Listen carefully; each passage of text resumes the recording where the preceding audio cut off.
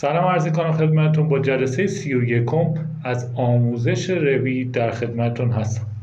همونطوری که تو جلسات گذشته موضوع فامیلی ها رو داشتیم با هم مرور میکردیم، توی این جلسه هم قراره در مورد ادامه مبحث فامیلی ها و آبجکت های بلند و ریوالو با هم صحبت بکنیم.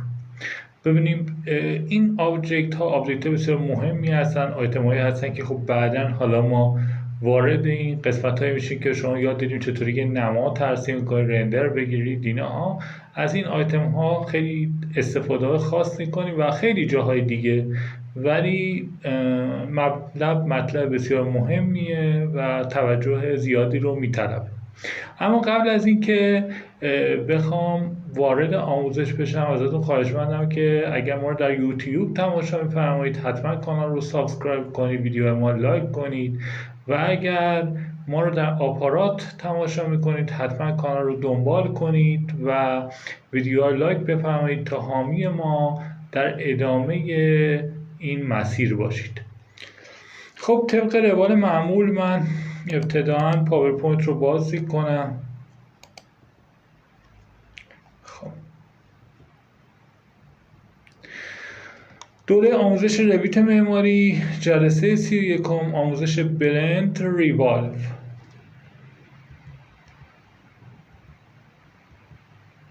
خب بریم همونطوری که میبینید من فقط توضیحات اینجا بدم تا بریم وارد شیم. تو پنل فرم آبجکت بلند در موردش صحبت کنیم، در مورد آپشن بارش صحبت کنیم با هم. ابزار ترسیمی که برای پنل بلند وجود داره، برای آبجکت بلند وجود داره و در مورد ادیت تاپش با هم صحبت کنیم، گزینه ادیت تاپی که داره و آیتم های پراپرتیز بلند رو میگیم که هم مشابه پنل اکستروژن، بهتون توضیحشو میدم و بعد از اون وارد ریوالو میشیم. خب بریم بلند رو ببینیم با هم، برمیگردیم به سراغ ریوالو میریم. من یه فامیلی جنریک مدل باز کردم، میام ابزار بلند رو کلیک کنم. این ابزار که باز میشه یه آپشن باری این زیر بازیشه که خب مثل قبل چین رو داره که تو دیوارها داشتیم به صورت زنجیره پشت هم ترسیم میکرد. آفست رو داره، فاصله ای از جایی که ترسیم میکنید چقدر آفست شما باید ترسیم شه. ردیوس رو داریم که حالت فیلت رو برای ما اجرا میکرد و یه عمق داره برای قطعی که داریم ترسیم میکنیم. خب فرض کنید من اینجا یک پنلی دارم، پنل درو برای کشیدن که حالا تو تمام آبجکت دیوار اینا هم دیدید. من یه مستطیل رو اینجا میکشم. خب یک گزینه قراره باهاش آشنا بشیم توی این قسمت با گزینه ادیت تاپ. این آیتم ما از دو قسمت تشکیل میشه. مثلا شما فرض کنید پایین یه شکلی مستطیل دارم، بالای یه شکلی دایره دارم، یعنی شکل یالت مخروطی این شکلی میشن. برای ترسیم میکنم ببینید. پس اول باید پایینش رو درست کنم که درست کردم، بعد برم شکل بالا، حالا دایره میخوام بذارم، مثلث میخوام بذارم، هر شکلی که دوست دارم بالا بذارم. این دو تا شکل به هم وصل میشن.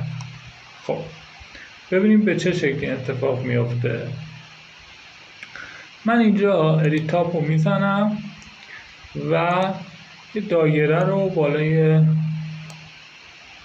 این شکل مرکزش رو بذارم اینجا ترسیم میکنم به این شکل. ارتفاعش رو میدم مثلا 1.4 متر و این تیک رو باید بزنید فینیش ادیت مود. شکل ترسیم میشه، میام تو حالت تیریدی دارم شکل هم میبینم. ببینید بالاش دایره است، پایینش مستطیل، یه ارتفاع هم داره به این شکلی که میبینید. اما نکته این یک پنلی داره، پنل پراپرتیز، عین اکستروژن که با هم ترسیم کردیم تو جلسه گذشته. فرست اند داره، سکند اند داره. در حقیقت داره چیکار میکنه؟ داره میگه که عین اون میتونه بگه این فاصله بگیره از این پایین و اینکه چقدر باشه فاصلهش از بالا. الان این فرست اند من 0، یعنی چسبیده به رف لول من. میتونم مثلا اینو بدم 300 که 300 مثلا میاد بالاتر به این شکل. حالا برید توی تیریدی این شکل به این حالت در اومد. و یا اینکه میتونم مثلا ارتفاع انتهایی رو بدم 3000 به این شکل، ارتفاع میره بالا. اندم فرست هم تغییر نکرد، اندم تغییر کرد. ویوشو ببینید به این شکل. بقیه گزینه هاش ویزیبیلیتی گرافیکس، متریال، ساب کاتگوری و سولید واید رو بهتون قبلا توضیح دادم. یعنی این اکستروژنه و این منو عین اونه. گفتیم اگه یکی رو یاد بگیرین انگار همه رو یاد گرفتین، این در حقیقت همونه. خب بیایم اینجا اینو پاکش کنم اون کاری نداره. یه ابزار دیگه دارم، ابزار ریوالو. من میتونم با این بیام یه شکلی رو ترسیم کنم، مثلا به این شکل، و اینجا فینیش رو بزنم. قبل از اینکه فینیش رو بزنم این ابزار دو قسمت داره، باندری لاین که من باهاش این لاین رو کشیدم و اکسیس لاین. ببینید این در حقیقت این ابزار، من یه بار خارج شدم ازش قبل از کشیدن، اینا رو نمیخوام، میخوام اسم شما ببینید. این ابزار برای شما چه کاری انجام میده؟ شما یه شکل دو بعدی رو ترسیم میکنی، این حول این بفهم میچرخونش و در حقیقت برای شما این رو دوران میده حول یه محوری که تعیین کردی. ببینید به شکل دو بعدی همونطور که تو شکل این ترسیم میشه، بعد دورانش میده. خب حالا که اینو گرفتی، ریوالو میزنم، این شکل رو برای ترسیم میکنم،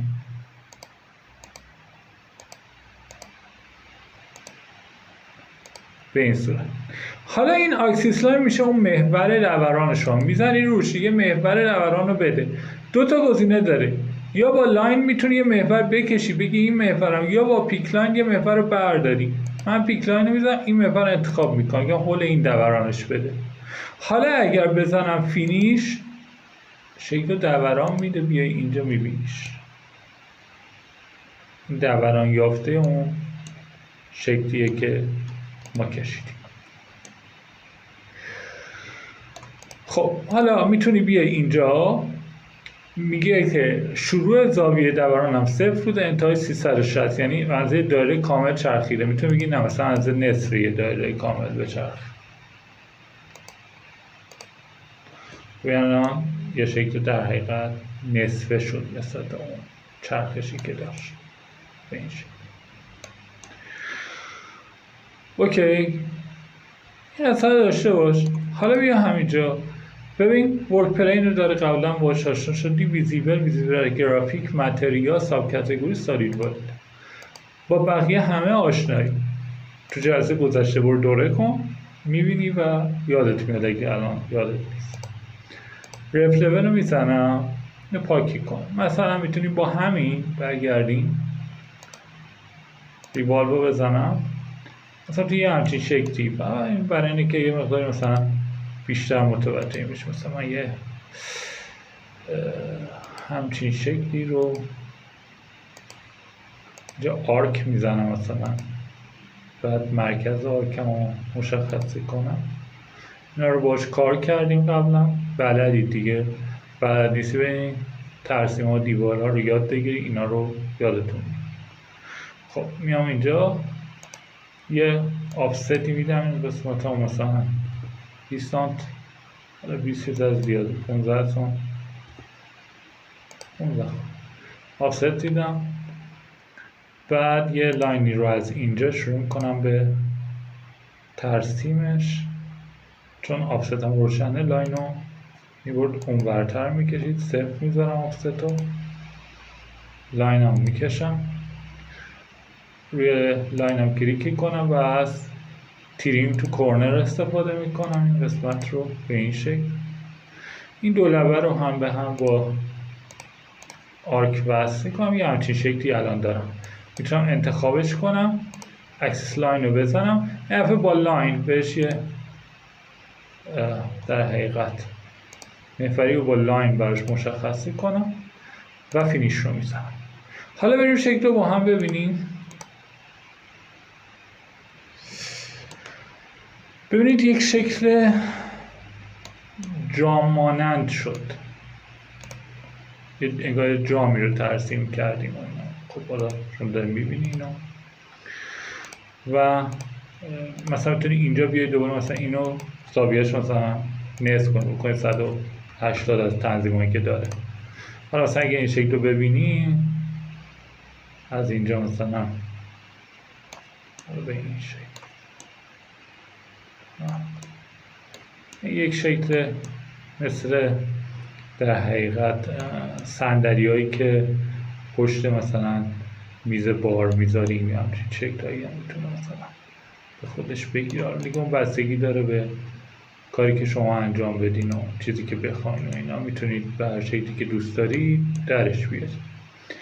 خب این الان پس 182 این صفر و این زاویه ها رو متوجه شدید، بقیهش هم عین قبل و هیچ فرقی نداره واقعا.